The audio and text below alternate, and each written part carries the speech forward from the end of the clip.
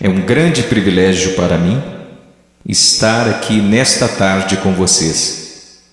Antes de começarmos a falar qualquer coisa, eu gostaria de ir ao Senhor em oração. E eu vou pedir que você ore. Tem tanta coisa acontecendo aqui, nesta tarde, tanta coisa que você não entende. Mas eu lhes direi de onde eu estou vindo. Eu pregarei como moribundo, para homens moribundos, e mulheres e jovens. E eu vou pregar como se eu nunca mais fosse pregar novamente. E eu lhes direi coisas que vocês irão entender errado. E eu lhes direi coisas que eles deixarão tão nervosos comigo. E eu lhes direi coisas que vocês negarão. E eu lhes direi coisas e vocês dirão que eu não tenho o direito de lhes dizer o que estou dizendo. Mas antes de você chegar a qualquer conclusão sobre o que está sendo dito aqui nesta tarde, faça a si mesmo uma pergunta. Veja, pregar é uma coisa muito perigosa. É perigoso para mim, pois a Bíblia diz que sobre falsos mestres virá grande condenação. Se o que eu lhes disser hoje não for verdade, eu estou encrencado e por isso tenho que fazê-lo com temor e tremor, porque eu estarei condenado diante de Deus. Mas se o que eu disser para vocês hoje for verdade, então são vocês que têm motivo para temer e tremer. Porque se eu interpretar corretamente esta passagem das Escrituras que eu lhes darei, será como se Deus estivesse falando através de um homem. E seu problema não será comigo, será com Deus e sua palavra. Então a única questão a ser decidida aqui, nesta tarde, é esta: é este homem à nossa frente um falso profeta?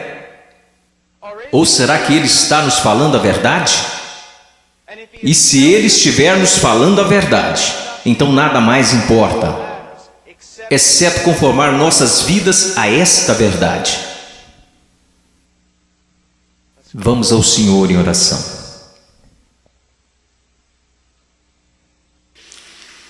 Pai,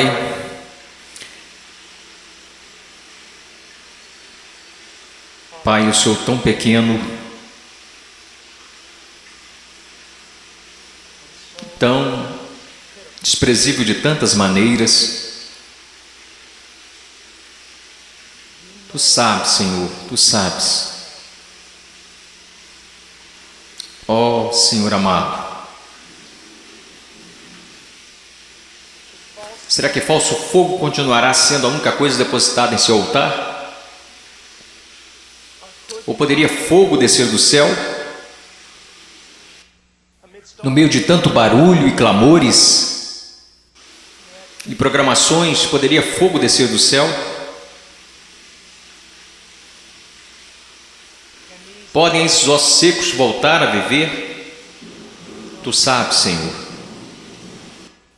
Em Tua soberania eu oro e imploro ante ao trono de Deus, que sejas gracioso para conosco. Que o Senhor abra corações e mentes. Senhor, não podemos contar com que eles os abram, eles nunca o farão. Abra seus corações e mentes e faça com que eles vejam a verdade bíblica. Sopre sobre eles, conceda arrependimento, conceda fé. Traga-os ao Teu reino, Senhor. Para a Sua glória, pelo Seu grande nome, realize estas coisas. Senhor, como o irmão falava, que seja, Senhor, de tal forma que nenhum homem obtenha crédito, que nenhum homem ponha a mão na arca do Senhor e se pôr que caia morto, Senhor. Ó Deus, faça-se presente entre nós, por favor, pois não temos outra esperança, não temos nenhuma outra esperança. Estas crianças não têm outra esperança, a não ser que o Senhor haja. Amém. Estarei ensinando em Mateus capítulo 7. Se vocês têm suas Bíblias, sigam-me.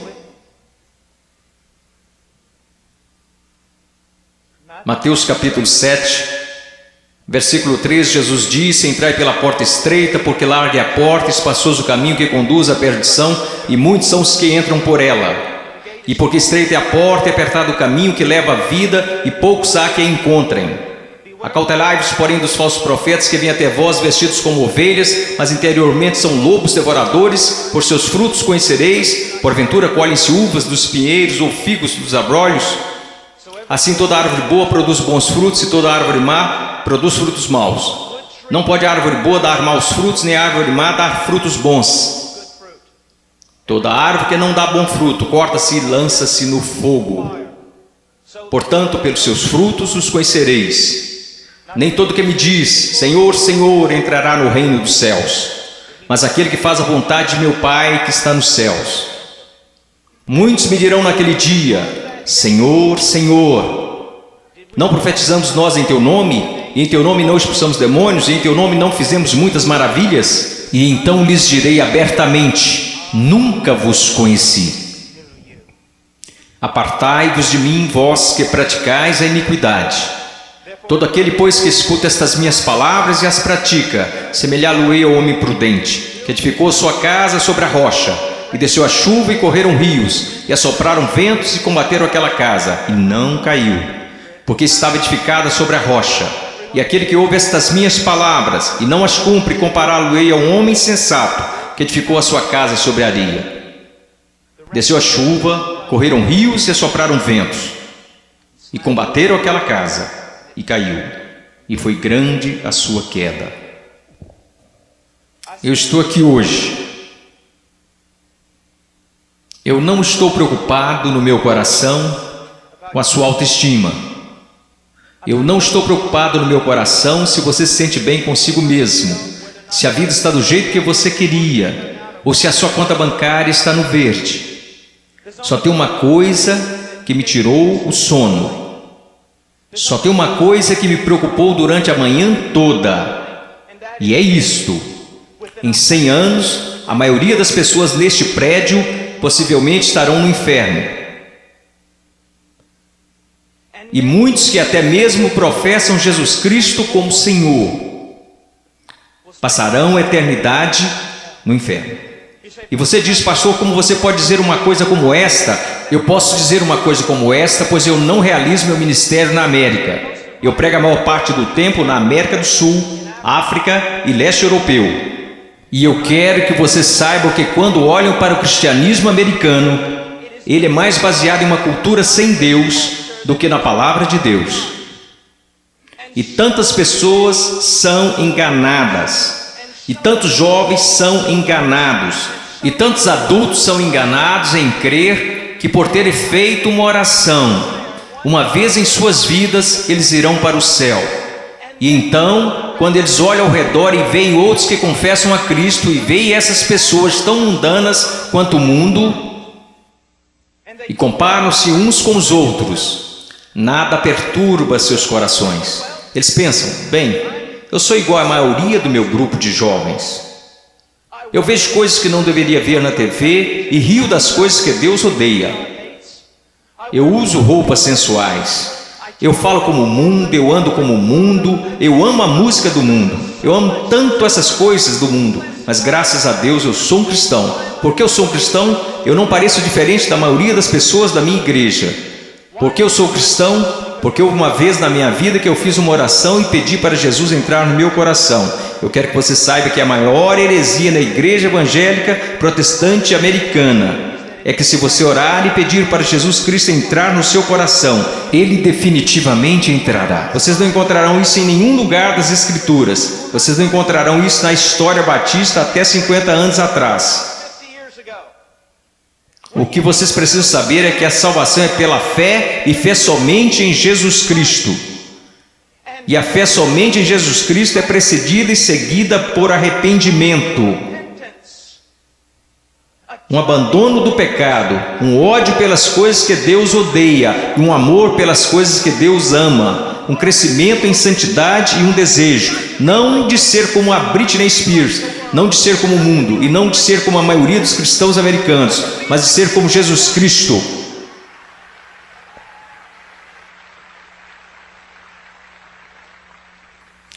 Eu não sei porque vocês estão aplaudindo, eu estou falando de você.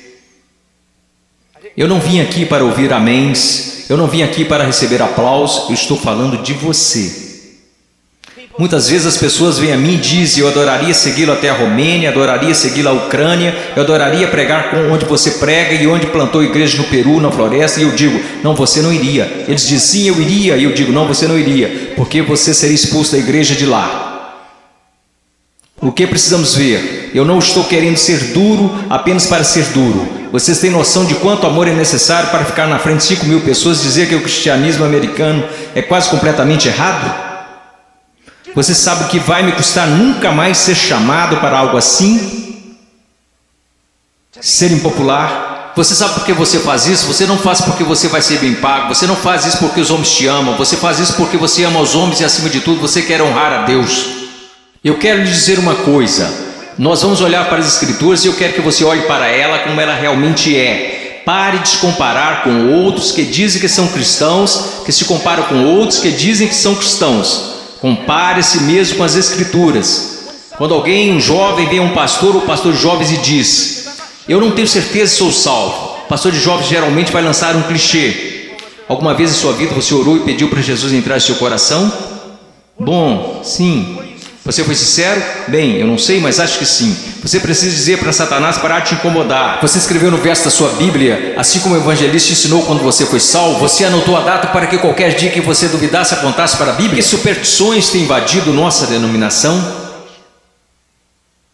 Você sabe o que a Bíblia fala para os cristãos fazerem? Examine-se a si mesmo. Teste a si mesmo à luz das Escrituras para saber se você está na fé. Teste a si mesmo para saber se você é um cristão. Você consegue ver se o Senhor liberasse todos aqui e mandasse vocês baterem em cada porta dessa cidade? Você sabe o que descobriríamos? 99% das pessoas, pelo menos nessa cidade, acredita que são cristãos. Se você voltar para a sua cidade natal e bater em cada porta de cada casa, porque eu voltei para a minha cidade natal, quando fiz salvo e bati em cada porta, e você sabe o que eu descobri? Todo mundo na minha cidade é um cristão.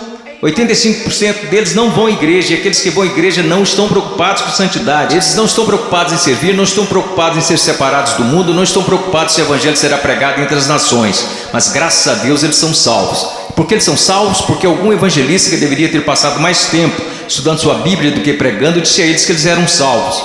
E ele disse isso para que depois pudesse gabar de quantas pessoas se converteram no seu próximo avivamento. Eu amo vocês. E existem homens aqui que amam vocês.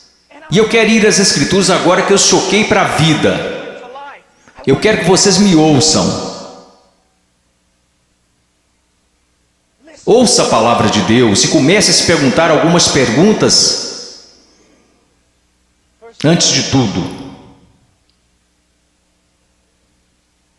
entrai pela porta estreita, porque larga é a porta, espaçoso o caminho que conduz à perdição, e muitos são os que entram por ela.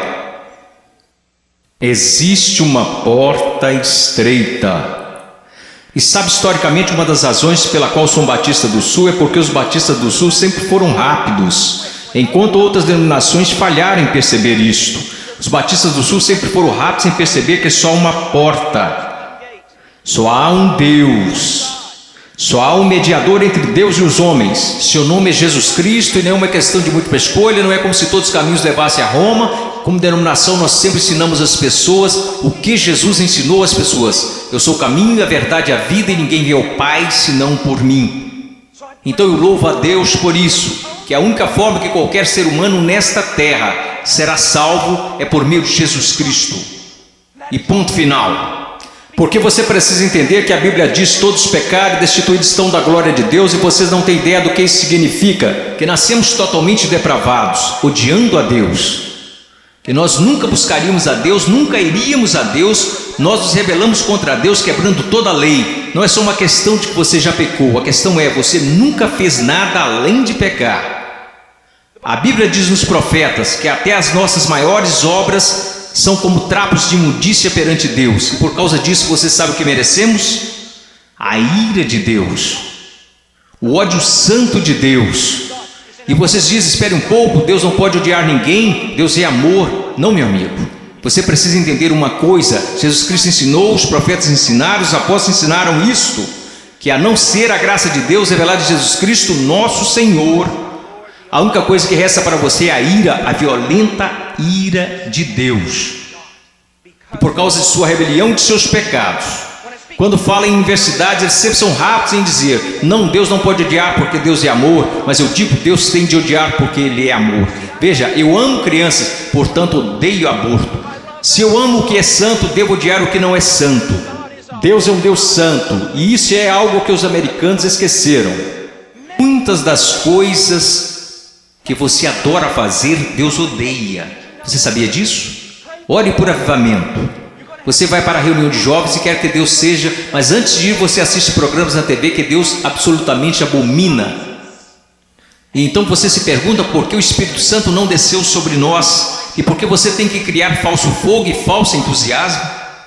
Porque Deus não está presente. Deus é um Deus santo.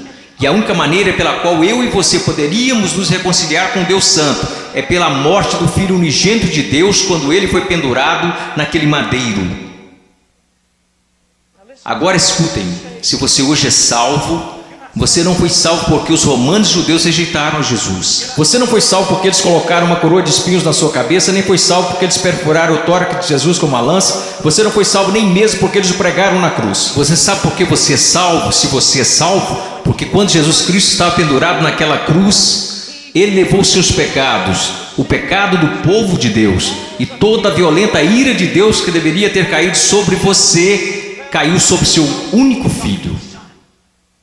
Alguém tinha que pagar o preço, alguém tinha que morrer. Foi Deus, o Pai, quem esmagou seu único filho, de acordo com Isaías 53, ao Senhor agradou moê-lo. As pessoas dizem: a cruz é um sinal de quanto o homem é valioso. Isso não é verdade. A cruz é um sinal de quão depravado nós realmente somos. Ele levou à morte o Filho único de Deus. A única coisa que poderia salvar pessoas como nós foi a morte do único Filho de Deus, sob a ira de seu próprio Pai, pagando o preço, levantando dos mortos, poderoso para salvar. Este é o Evangelho de Jesus. Agora, o que você é chamado para fazer? Você diz: entrar pela porta estreita. Como você faz isso? Jesus disse: o tempo é chegado, o reino de Deus se aproxima. O que você deve fazer? Em Marcos ele nos diz: arrependa-se e creia no Evangelho. Você diz: irmão Paul, eu fui salvo orando e pedindo para Jesus entrar no meu coração. Eu tenho certeza que você o fez, mas você não foi salvo por uma fórmula mágica ou por causa de algumas palavras. Você foi salvo porque se arrependeu de seus pecados e acreditou.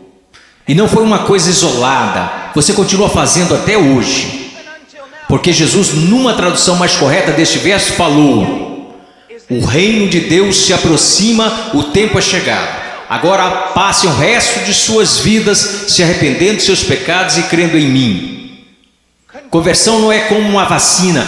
Ah, eu fiz isso, ou me arrependi, eu criei. A questão é, meu amigo, você continua se arrependendo de seus pecados? Você continua crendo? Porque aquele que começou boa obra em vocês também a terminará. Ele terminará. Nós, os batistas do Sul, pregamos que você deve ir por essa única porta, que é Jesus Cristo. Mas nós, batistas do Sul, esquecemos algo. E eu quero que pastores de jovens e outros líderes escutem-me, pois nós esquecemos um ensinamento muito importante do Evangelho. Diz que não só a porta é estreita, mas o caminho também é estreito.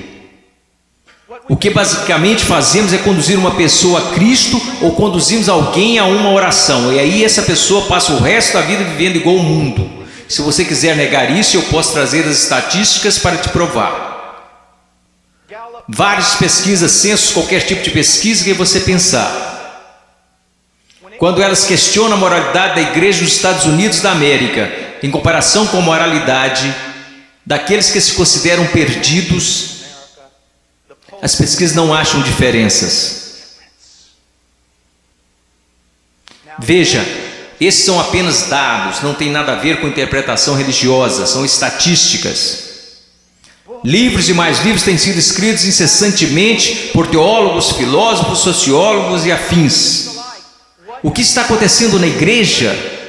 Descobrimos que o aborto na igreja é tão prevalente quanto no mundo. o divórcio é tão prevalente, a imoralidade. Você sabe, assim como eu, que há jovens aqui neste momento que estão praticando imoralidade e ainda assim adorando a Deus como se nada estivesse acontecendo. Você sabe que há jovens aqui que estão usando drogas e indo para a reunião de jovens da igreja. Você sabe, vendo e fazendo coisas que não são apropriadas para cristãos, e ainda assim eles vão para a reunião de jovens, convencidos que estão satisfeitos, convencidos que estão salvos, e ninguém está falando nada a não ser isto. Eles são cristãos carnais, eles são cristãos de verdade, só são carnais. Esta é uma doutrina que começou no seminário batista, que não era um seminário dos batistas do sul, muitas décadas atrás. Essa doutrina não é bíblica e não é histórica. Meu caro amigo, ser cristão carnal não existe. Você diz, espere um pouco, irmão, 1 Coríntios capítulo 3, não sois porventura carnais? Paulo disse isso? Não, isso foi o que Paulo disse. Você precisa ler o livro todo para saber o que ele queria dizer. Um dos nossos problemas, juventude, escutem-me, a maior parte do nosso cristianismo é baseado em clichês que lemos nas camisetas cristãs. A maior parte do nosso cristianismo vem de músicos e não da Bíblia. A maior parte das coisas que a gente acredita ser verdade é ditado pela nossa cultura e não pela Bíblia. A Bíblia não ensina que uma pessoa pode ser um cristão genuíno e viver em constante carnalidade, perversidade, pecaminosidade todos os dias de sua vida. Mas a Bíblia ensina que o cristão genuíno recebeu uma nova natureza. O cristão verdadeiro tem um pai que o ama, que o disciplina, cuida dele e que se importa com ele. Meu coração está quebrantado porque você sabe tanto quanto eu, jovens. Não sejamos hipócritas, não vamos esconder a verdade. Há muita gente assim, você os conhece, você pode ser um deles, ou ao menos sabe que tem um no seu grupo de jovens. Eles vão às reuniões, eles fazem todas as coisas, mas em seus corações eles são tão depravados quanto se pode ser. Não há diferença, não há luz. Tudo que o mundo faz, eles também fazem, está tudo bem assim. Meu amigo, isso não é cristianismo. Não estão correndo o perigo de perder o galardão, eles estão correndo o perigo de ir para o inferno. Eles não conhecem a Deus. O que nós ensinamos? Quando foi a última vez que você ouviu alguém falar que não existe apenas uma porta estreita, mas também um caminho estreito? Jesus indica que um dos principais sinais para saber se você é um cristão de verdade é se você anda no caminho estreito. Você sabe qual é o sinal para saber se você é um cristão na América? Você fez uma oração uma vez? Não é incrível? O que você se pergunta quando duvida da sua salvação? Se você fez uma oração de salvação uma vez, o que as Escrituras ensinam? Examinai-vos e provai a vós mesmos para saber se realmente estáis na fé, porque um cristão será diferente. Estou dizendo que um cristão é sem pecado? Não, porque aprendemos em 1 João que os cristãos pecam. Se dissermos que não conhecemos o pecado, então não conhecemos a Deus, não andamos na luz. Então qual é a diferença? Onde eu quero chegar? Eu estou chegando até aqui. Se você é genuinamente um cristão nascido de novo, um filho de Deus, você andará pelo caminho da justiça, como estilo de vida. E se você se desviar desse caminho de retidão, o Pai virá até você.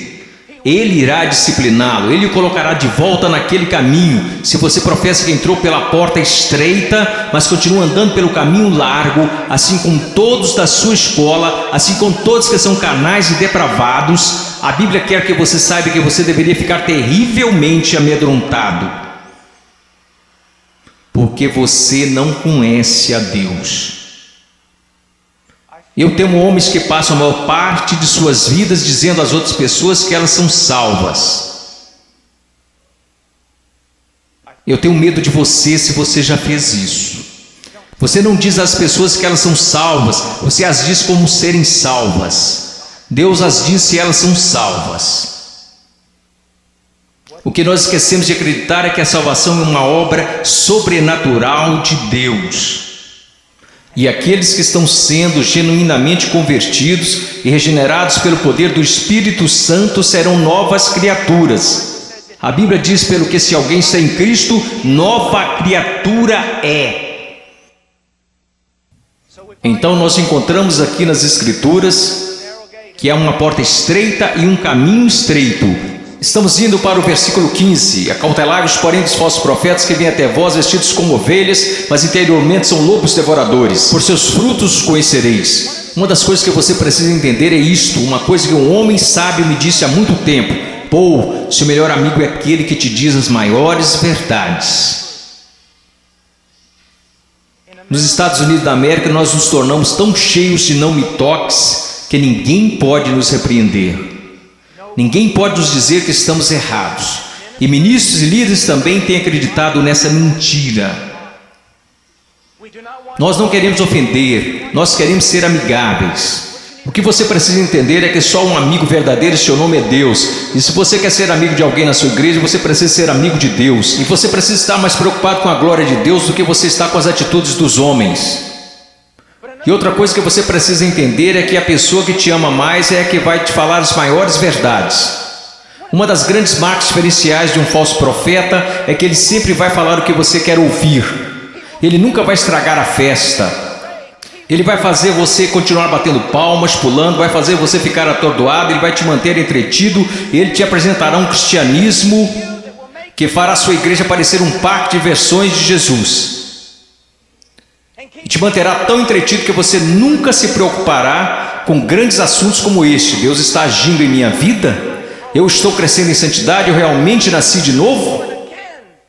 Escutem-me, se todos nessa cidade acreditam que são salvos, nós sabemos que isso não é verdade pelas Escrituras, porque a Bíblia diz que poucos vão entrar. Como você sabe que você é salvo? Como você realmente sabe que é salvo? Porque alguém te disse? Porque você fez uma oração? Porque você acreditou? Deixe-me te perguntar, como você sabe que acredita? Porque todo mundo diz que acredita. Como você sabe que não é igual a eles? Você sabe como a Bíblia ensina que você sabe se é salvo? Você sabe como a doutrina batista até 50 anos atrás diria que você sabe que é salvo? Você sabe que foi salvo porque sua vida está num processo de transformação. E seu estilo de vida é de alguém que anda nos caminhos da verdade do Senhor. E quando você para de andar nos caminhos da desobediência, como todos nós fazemos, Deus vem até você e te põe de volta no caminho. Uma das maiores evidências que você nasceu de novo é que Deus não permitirá que você fale como sua carne quer falar. Deus não permitirá que você se vista como o mundo sensual e a igreja sensual. Permite que você se vista. Deus não permitirá que você ande como o mundo, cheire como o mundo, fale como o mundo, escute as coisas que o mundo escuta.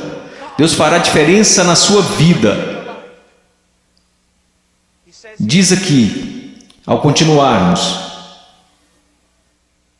versículo 17. Então todos, quero dizer, vamos ao versículo 16. Você os conhecerá pelos seus frutos. Como você reconhece um falso profeta? E uma aplicação mais ampla aqui nas Escrituras. E como você sabe que alguém é um cristão genuíno? Pelos seus frutos.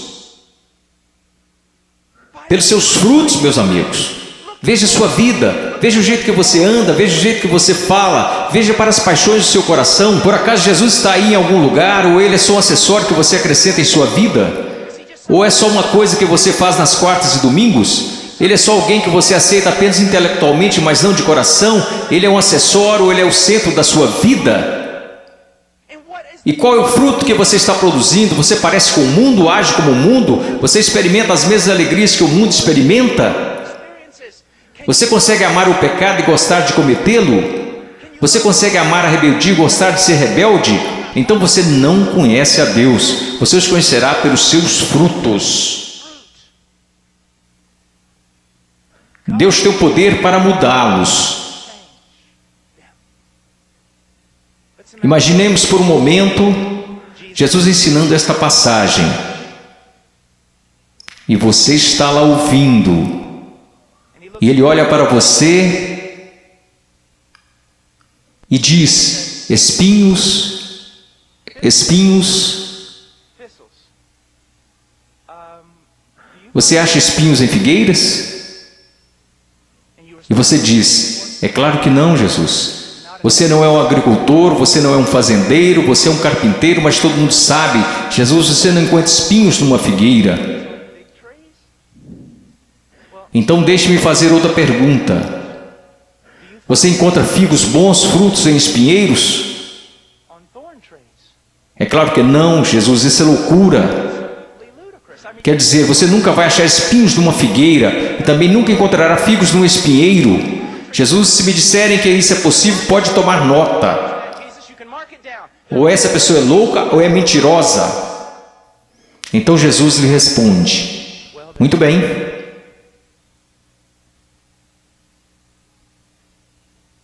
Aqueles que se dizem meus discípulos, mas dão maus frutos, não seria o mesmo que dizer que ou eles estão mentindo, ou que estão loucos em fazer tal afirmação? Deixe-me levar essa ideia mais à frente. Vamos imaginar que eu apareça atrasado e entro correndo aqui na plataforma e todos os outros líderes estão zangados comigo e dizem: irmão Paul, você não considerou que lhe foi dada a oportunidade de falar aqui e você aparece atrasado? E eu digo: irmãos, vocês têm de me perdoar porque eu estava a caminho na rodovia e meu pneu furou. E eu estava trocando o pneu e enquanto isso a porca da roda saiu. E eu não estava prestando atenção, então eu corri para pegar a porca da roda. Assim que eu a peguei no meio da rodovia, eu levantei, tinha um caminhão de carga de 30 toneladas vindo a uns 200 km por hora, uns 10 metros à minha frente. E aí ele me atropelou e é por isso que eu estou atrasado. Só existiriam duas explicações lógicas. Eu sei, ninguém mais estuda lógica. Mas só existiriam duas conclusões lógicas. Eu sou um mentiroso. Eu sou um maluco. Você diria: irmão Paul, é absolutamente absurdo, é impossível ter um encontro com algo tão grande como um caminhão de carga e não mudar de estado. E minha questão para você é a seguinte: o que é maior, um caminhão de carga ou Deus? Como é que tantas pessoas hoje professam ter tido um encontro com Jesus Cristo e ainda assim não são permanentemente transformados? Deixe-me dar-lhes algumas coisas para pensar. Você sabe que eu estou lhes dizendo a verdade. Quantas vezes você vai e rededica sua vida de novo e de novo e de novo? Quantas vezes os grupos de jovens veem a coisas como esta e ficam empolgadíssimos e voltam para a igreja e dura cerca de uma semana e meia. E mesmo assim dizem: ó, foi um grande mover de Deus. Não foi não. Se não durou é porque não foi um mover de Deus, foi emoção. Foram tantas coisas, mas não foi um grande mover de Deus. Deus trabalhou em sua vida. Deus está trabalhando em sua vida. Você os conhecerá pelos seus frutos. Você os conhecerá pelos seus frutos. Prosseguindo. Versículo 19. Toda árvore que não dá bom fruto, corta-se e lança-se no fogo. Portanto, pelos seus frutos conhecereis. Escute isso, você precisa entender algo acerca da literatura hebraica. Quando queremos enfatizar algo, sabe o que fazemos? Aumentamos o tom de nossa voz. Se estamos escrevendo, colocamos em negrito ou em maiúsculo. Mas para o judeu era diferente. Quando ele quer enfatizar algo, ele repete e repete. Por isso que encontramos paralelismo hebraico no livro de Provérbios: o ímpio viverá na terra, o ímpio será destruído. Ele está dizendo a mesma coisa, só que de um jeito diferente, para dar mais ênfase. É isso que Jesus está fazendo o tempo todo aqui. Pelos seus frutos conhecereis, pelos seus frutos conhecereis. Vocês os conhecerão pelo caminho que eles andam, pelos seus frutos conhecereis. Pelos seus frutos os conhecereis. Ele diz: toda árvore que não dá bom fruto, corta-se e lança-se no fogo.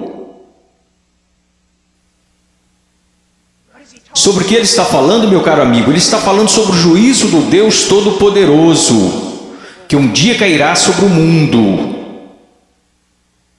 que um dia possivelmente poderá cair sobre você. Oh, meu caro amigo, eu não consigo olhar o seu coração. Eu sou tão facilmente enganado pelo meu próprio coração. Mas há um que não é enganado. Há um que não é enganado. Ele não é enganado por uma cultura cristã pós-moderna. Ele sabe. Pelos seus frutos os conhecereis. Então ele continua. E ele diz isto: Versículo 21, nem todo que me diz Senhor, Senhor entrará no reino dos céus, mas aquele que faz a vontade de meu Pai que está nos céus. Você sabe o que a sua profissão de fé em Jesus vale? Absolutamente nada. Sim, você leu esta passagem? Estude-a. Nem todo que me diz Senhor, Senhor, nem todos que professam Senhor, Senhor, entrará no reino dos céus. Muitas pessoas dirão Senhor, Senhor, mas não entrarão no reino dos céus. Meus filhinhos, você é um deles? Senhor, Senhor. Agora vamos voltar para a literatura hebraica. Ele diz Senhor, Senhor, ele não diz Senhor. Ele diz Senhor, Senhor, o que isso significa? Esse sujeito que está fazendo profissão não é alguém que de repente decidiu. É o dia do juízo, é melhor confessá-lo como Senhor. Essa é uma pessoa que professa enfaticamente aos outros que Jesus é o Senhor. Ele anda por aí dizendo que Jesus é o Senhor, ele dança enquanto os músicos estão tocando e diz que Jesus é o Senhor. Ele canta dizendo Senhor, mas Jesus diz a ele, afasta-te de mim, eu não te conheço. Billy Graham é uma das pessoas mais amáveis e bondosas, e ainda assim ele diz que a maioria das pessoas das igrejas confessionais estão perdidas. Ele diz que ficaria feliz se ao menos 5% das pessoas que fizeram uma profissão de fé em suas cruzadas evangelísticas fossem de fato salvas. Quando estou na Nigéria, eu estive lá no ano passado visitando a mãe cujo filho estava em nossa igreja e que foi assassinado por muçulmanos. No norte da Nigéria, se alguém confessa Jesus Cristo, você meio que já sabe que é verdadeiro. Por quê? Porque eles podem morrer por causa dessa confissão, mas na América, considere os custos. Pense, examine a sua vida à luz das Escrituras. Você conhece o Senhor? Você conhece o Senhor? Porque nem todo que me diz Senhor, Senhor entrará no reino dos céus. Mas o que ele diz aqui, veja o que ele está dizendo. Nem todo que me diz Senhor, Senhor entrará no reino dos céus, mas aquele que faz a vontade de meu Pai que está nos céus. Qual é o sinal de que alguém se tornou um cristão genuíno? Eu gostaria que nós começássemos a ensinar isso novamente. O que aconteceu com a nossa teologia? O que aconteceu com a nossa doutrina? O que aconteceu com o nosso ensino? Foram jogados pela janela? Ninguém mais quer estudar doutrina, só quer escutar músicas cristãs e ler as frases das camisas cristãs. O que aconteceu com a verdade? A verdade diz isto. Aprova a maneira que você pode ter certeza que você é um cristão que nasceu de novo e que você tem como estilo de vida agir segundo a vontade do Pai. E você diz, você está falando de obras. Não, eu estou falando de evidências de fé. Funciona mais ou menos assim. Sua profissão não é prova alguma de que você nasceu de novo, porque todos neste país professam ter fé em Jesus Cristo. Uma pesquisa diz que 65% a 70% dos americanos são salvos, cristãos nascidos de novo. O país mais sem Deus na face da terra mata 4.000 bebês por dia, mas graças a Deus 70% de nós são nascidos de novo. Como você sabe que esta fé que você tem não é falsa? Um estilo de vida que está preocupado em fazer a vontade do Pai, que faz a vontade do Pai, e quando você desobedece a vontade do Pai, o Espírito Santo vem e te repreende pessoalmente através da palavra de Deus, ou através de um irmão ou uma irmã em Cristo, e Deus te põe no caminho novamente. Se você é um cristão genuíno, você não pode escapar dele. Deixa-me dar um exemplo. Se eu fosse seu pastor, e você tivesse, digamos, 14 anos de idade, eu estivesse voltando de uma pregação à 1 da manhã e te visse em um parque ou em uma esquina qualquer, com um bando de delinquentes, fazendo coisas que você não deveria estar fazendo, se você fosse membro de nossa igreja, eu diria, entre no carro e eu vou te levar para casa. Eu não ficaria bravo com você, eu ficaria bravo com seu pai, eu diria a ele, Senhor, você é um pai negligente e irresponsável, deixar seu filho fora de casa em tais circunstâncias. Eu quero que vocês entendam uma coisa, Deus não é um pai irresponsável ou negligente. Se você pode brincar com o pecado, se você pode amar o mundo, amar as coisas do mundo, sempre estar envolvido com o mundo, fazendo as coisas do mundo, e se seus heróis são pessoas do mundo, se você quer parecer com eles, agir como eles, se você faz as mesmas coisas que eles fazem, meu caro amigo, ouça minha voz. Há uma grande possibilidade de você não conhecer a Deus e de não pertencer a Ele. Agora finalizando. Versículo 22. Muitos me dirão naquele dia: Senhor, Senhor, não profetizamos nós em Teu nome não expulsamos demônios, em Teu nome não fizemos muitas maravilhas? Então lhes direi abertamente: nunca vos conheci. Você diz: a coisa mais importante na face da terra é conhecer a Jesus Cristo. Isto não é verdade. A coisa mais importante na face da terra é que Jesus Cristo te conheça. Eu não entrarei na Casa Branca amanhã só porque eu fui até o portão e disse que conheço o presidente. Mas eles me deixarão entrar se o presidente falar: eu conheço Paul Washer. Você pode professar conhecer a Jesus, mas a minha pergunta para você é: você conhece a Jesus? Jesus te conhece? E veja como ele descreve o homem perdido aqui. Ele diz: apartai-vos de mim, vós que praticais a iniquidade. Em grego, anomia. Uma partícula negativa, a, não, sem. A palavra nomos, lei, não lei, sem lei. E é isso que significa. Deixe-me dar-lhe uma tradução mais precisa. Apartai-vos de mim, ouçam-me. Se eu pudesse sair daqui e te abraçar falando isso, eu faria. Ouçam-me. Ele diz: apartai-vos de mim, vocês que dizem ser meus discípulos, que me confessam como Senhor, porém vivem como se eu nunca tivesse lhes dado uma lei para obedecerem. Eu acabo de descrever a grande maioria dos cristãos da América. Se alguém começa a falar de lei, se alguém começa a falar de princípios bíblicos, sobre o que devemos fazer e o que não devemos fazer, como devemos viver e como não devemos viver, todos começam a exclamar: legalista, legalista. Mas Jesus disse: apartai-vos de mim, vocês que viveram, me chamaram de Senhor, contudo viveram como se eu nunca tivesse lhes dado uma lei para seguirem. Na cristandade americana disse: passe pela porta, louve a Deus, viva como o resto do mundo, tudo bem, você só é um cristão carnal e talvez volte um dia. Você sabe o que acontece por causa do nosso péssimo evangelismo? Nós temos milhões de crianças salvas nas EBF, e quando fazem 15 anos eles entram no mundo, e a maioria deles vive como demônios. E quando estão por volta de 30 anos, eles voltam e rededicam suas vidas. Talvez eles tenham acabado de ser salvos. Porque, amigos, é mais do que você contar a alguém que você é salvo. Porque sabe que Jesus é Senhor. Satanás sabe que Jesus é Senhor. Sua vida está em processo de mudança?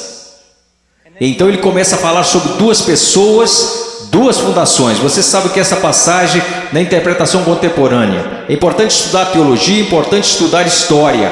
A interpretação atual dessa passagem sobre a rocha e a areia é basicamente assim: se você é cristão, você precisa construir sua vida sobre a rocha, porque se você construir sua vida sobre a areia, você será um cristão infeliz, sua vida não dará certo. Isto não é o que Jesus está ensinando, e a história me apoia nisto. Quase nunca foi interpretada desta forma. Você sabe qual é a interpretação? É assim: existem dois caminhos. Há o caminho estreito e o caminho largo. Em qual você está? Há dois tipos de árvores. Tem a árvore que dá bons frutos e que vai para o céu. Tem a árvore má, e você sabe que é má porque dá maus frutos e vai para o inferno. Será cortada e lançada para o inferno. Aqueles que professam Jesus como Senhor e fazem a vontade do Pai que está no céu, e aqueles que professam Jesus como Senhor e que não fazem a vontade do Pai que está no céu, e eles irão para o inferno, não por falta das obras, mas por causa de uma falta de fé demonstrada pelo fato de que eles não tinham obras. E ele continua: não são dois cristãos construindo suas casas em duas fundações diferentes. Esses novamente são o homem salvo e o homem perdido. O homem perdido ouve a palavra de Deus ser pregada, mas não prepara a fundação. Você não consegue ver na vida dele como a palavra de Deus está formando e construindo e sustentando sua vida. Sua vida não está. Quantas pessoas da Convenção dos Batistas do Sul, apesar dos nossos números, apesar de tudo que dizemos, se nós simplesmente comparássemos as pessoas a esta passagem e dissesse: você está construindo seu casamento de acordo com a palavra de Deus, você está educando seus filhos de acordo com a palavra de Deus, você está administrando suas finanças de acordo com a palavra de Deus, você tem vivido separando-se das coisas deste mundo de acordo com a palavra de Deus, quantos estariam aptos a responder positivamente? Não, nada disso. Eu professo Jesus, Ele é meu Salvador. Meu professor de escola dominical me falou: Eu sei, assim como Leonard Haverhill, um conhecido meu, que antes de falecer costumava dizer: eu preguei uma só vez em várias igrejas batistas. Eu prego em muitos lugares como esse somente uma vez. Eu poderia vir aqui hoje com um vocabulário que impressionaria vocês e pregar para vocês sobre coisas que fariam vocês saírem flutuando deste salão. Eu poderia contar-lhes histórias que fariam vocês rirem, histórias sobre cachorros e vovós que fariam vocês chorarem, mas eu usamos demais para fazer isso. Eu sei porque a palavra de Deus é verdade, que existem pessoas que acreditam ser salvas, mas não são. Não são. Eu sei que alguns de vocês que olham ao redor e pensam: bem, eu sou salvo, quer dizer, eu pareço com todo mundo do meu grupo de jovem. O que faz você pensar que o seu grupo é salvo? Bem, eu sou como meus pais, ou eu sou como os adultos da minha igreja, ou os diáconos ou pastores, de que isso importa? Você não será julgado por eles no dia da vinda de Cristo. Minha pergunta para você, querido, minha pergunta para você, meu filhinho, quero dizer, vocês poderiam ser meus filhos. E eu oro para que um dia, quando meu filho crescer, que haja um pregador que fique diante dele e diga: basta, vamos nos focar. O que a palavra de Deus diz? Como a sua vida se apresentará diante do fogo ardente, que é a santidade de Deus no dia final. Amada, preciosa menina, amado, precioso jovem, no dia final a sua confissão permanecerá verdadeira. Você é salvo. E eu não estou falando de bem, eu acho que sou salvo. Sabe, é o caminho que ao homem parece direito, mas o fim dele são os caminhos da morte. Bem, eu sinto do fundo do meu coração que sou salvo. Então deixe-me fazer outra pergunta: você alguma vez já leu Que Enganoso o Coração? Quem o conhecerá? Você não deveria ir ao testemunho das Escrituras? Bem, eu sei que sou salvo, pois minha mãe, meu pai, meu pastor, todos me disseram que sou salvo. Então eu te digo isto: o que a palavra de Deus te diz? Nós falamos tanto sobre ser cristãos radicais. Cristãos radicais não são pessoas que pulam em shows. Cristãos radicais não são pessoas que usam camisas gospel. Cristãos radicais são aqueles que carregam os frutos do Espírito Santo. Cristãos radicais são aqueles que respeitam e honram seus pais, mesmo quando sentem que seus pais estão errados. Cristãos radicais são aqueles que não... Agora escutem, isso vai deixá-los irados. E eu estou falando com garotos e garotas. Cristãos radicais são aqueles que não se vestem sensualmente para mostrar seus corpos. Se sua vestimenta é um chamariz apenas para o seu rosto, Deus se agrada da sua vestimenta. Sua vestimenta é um chamariz para o seu corpo, isso é sensual, e Deus odeia o que você está fazendo. Todo mundo gosta de falar sobre um profeta, mas ninguém quer escutá-lo. E eu estou falando sobre cristianismo. Eu passei minha vida em selvas, eu passei minha vida congelando nos Andes, eu vi pessoas morrerem. Um garotinho, Andrew Myman, os muçulmanos atiraram 5 vezes o seu estômago e o deixaram morrer na calçada, simplesmente porque ele exclamava: eu estou com tanto medo, mas eu não posso negar a Jesus Cristo. Por favor, não me matem, mas eu não negarei. E ele morreu numa poça de sangue. E vocês falam sobre ser cristãos radicais porque vocês usam camisas gospel e vão a um congresso? Eu estou falando sobre santidade, eu estou falando sobre ser cheio de Deus. Você sabe o que seria mover de Deus neste local? Se todos vocês caíssem sob convicção de pecado, se eu mesmo caísse sob convicção pelo Espírito Santo e nos prostrássemos e chorássemos, pois assistimos coisas que Deus odeia, pois usamos coisas que Deus odeia, pois nós agimos como o mundo, parecemos como o mundo, cheiramos como o mundo, fazemos as mesmas coisas que o mundo e não sabemos que fazemos essas coisas porque não conhecemos a palavra de Deus.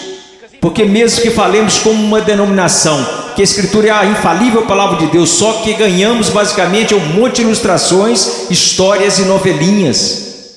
Oh, que Deus brilhe neste lugar, que viremos nossas costas para o pecado, que renunciemos às coisas que desagradam a Deus, e então que corramos para Ele, alegremos-nos nele e o amemos. Que Deus levante missionários. Eu não desejo a vocês o mesmo que seus pais. Eles querem segurança e boas casas para vocês. Eles querem que vocês tenham carros e respeito. Eu quero para vocês as mesmas coisas que quero para o meu filho, que um dia ele pegue uma bandeira, a bandeira de Jesus Cristo, e coloque-a num monte onde ninguém esteve antes, e que eles clame: Jesus Cristo é Senhor, mesmo que isso custe a sua vida. Se quando ele tiver 18 anos me disser as mesmas coisas que eu disse quando era jovem, eu vou para os montes, eu vou para a selva, e as pessoas disseram: você não pode ir, você está maluco, é uma guerra lá, você vai morrer. Eu vou. Quando aquele rapaz colocar sua mochila nas costas, eu vou orar por ele e dizer: vá, vá, Deus seja contigo, e se você morrer, meu filho, eu te vejo do outro lado e honrarei sua morte. Oh Deus, vamos orar, vamos orar. Oh Deus, eu não me importo com reputação, eu não me importo com o que os homens pensam.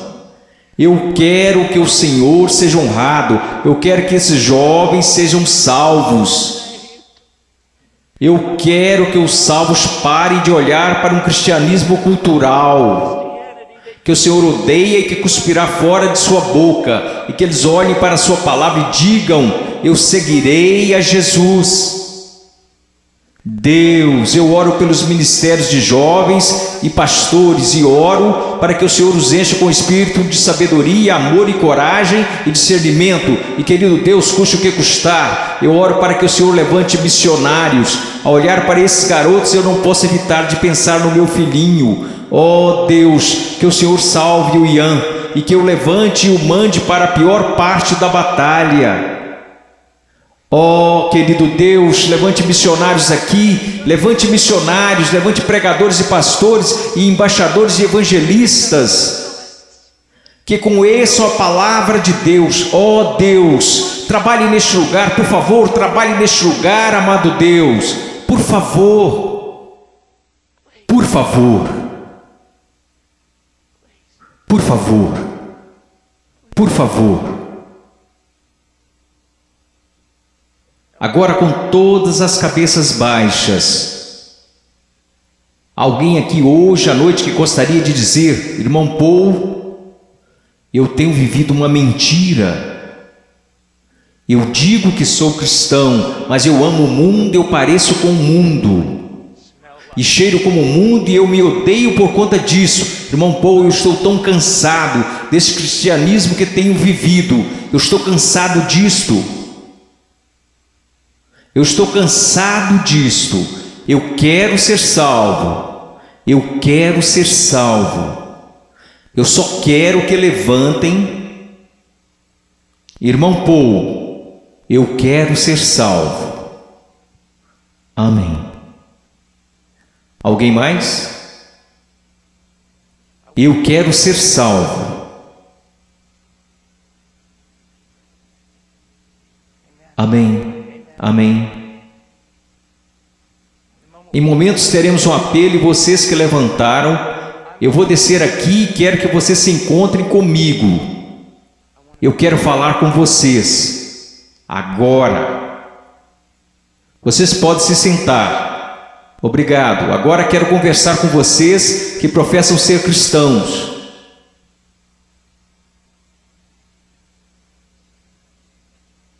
Sua vida honra a Jesus Cristo?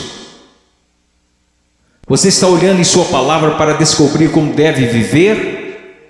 Eu oro de todo o coração. A única coisa que irá salvar a igreja na América, só há duas possibilidades. Uma é uma reforma total em nossas pregações, de nosso estudo da palavra de Deus, e a outra é uma perseguição feroz e horripilante. Essa é a única coisa que irá salvar a igreja na América. Eu oro para que vocês retornem à palavra. Eu oro, ouçam-me jovens, vocês precisam dizer: ok, como eu devo proceder perante meus pais? Vá à palavra, descubra, obedeça. Como devo me vestir? Vá à palavra, descubra, obedeça. Como devo falar? O que devo escutar? Ponha cada pensamento, palavra e ato em sujeição a Jesus Cristo.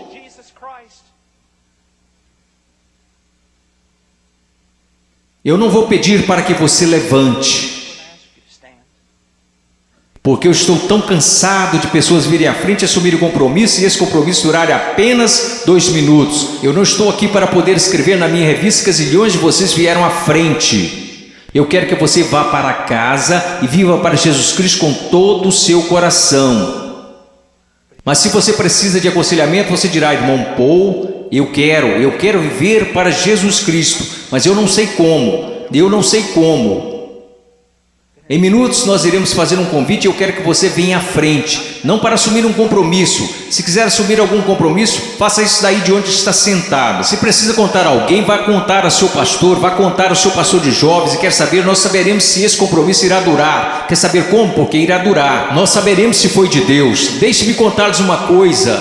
Se você tomou a decisão de seguir a Jesus Cristo, se você tomou a decisão para ser salvo nesses 2 últimos dias, eu quero dizer algo: se você foi genuíno, durará. Se daqui a algumas semanas você voltar direto ao mundo, viver como o mundo, agir como o mundo, quero que você saiba de uma coisa: você não entendeu nada aqui neste final de semana, você foi emotivo, apenas isto. Se você realmente ganhou algo do Senhor, eu quero que você saiba, isso durará. E ainda que você tente correr disto, você não vai conseguir. Você não vai conseguir. Oh, eu amo tanto a vocês, Eu peço que todos levantemos. Se você precisa de aconselhamento acerca de uma decisão que fez, mas que não está clara, eu quero que você venha à frente e eu vou descer aqui. Vocês que levantaram, houve muitos de vocês aí que disseram: eu preciso conhecer a Jesus Cristo. Eu quero que você venha até aqui agora mesmo, eu quero te conhecer. Eu quero voltar aqui com você e os outros conselheiros. Quero conversar com você e eu quero te dizer uma coisa, não em 5 minutos, não em 10 minutos. Se você precisar conversar a noite toda, nós ficaremos. Essa é a atitude de cada conselheiro neste lugar. Nós ficaremos a noite inteira se necessário, a noite toda. Deus te ama, Deus te ama. Deixe-me orar por você. Querido Deus, por favor, Senhor, ouve aqui. Senhor, tanta movimentação. Ontem à noite, Senhor, eu não sei o quanto de tudo isso foi real. E eu sei que vi pessoas chorando na noite passada. Eu vi pessoas tentando assumir compromissos e eu acredito que uma parte do que aconteceu aqui a noite passada foi por sua causa. Hoje de manhã eu vi um jovem pregar, Pai, dar seu testemunho, e eu vi um trabalho genuíno do Espírito Santo. Eu não sei quantas dessas decisões foram verdadeiras, mas aconteceram algumas coisas reais aqui. Agora eu oro, Pai. Eu não sei o quanto será real, somente o tempo e a eternidade nos mostrarão. Mas, ó Deus querido, por favor, trabalhe em nome de Jesus. Amém.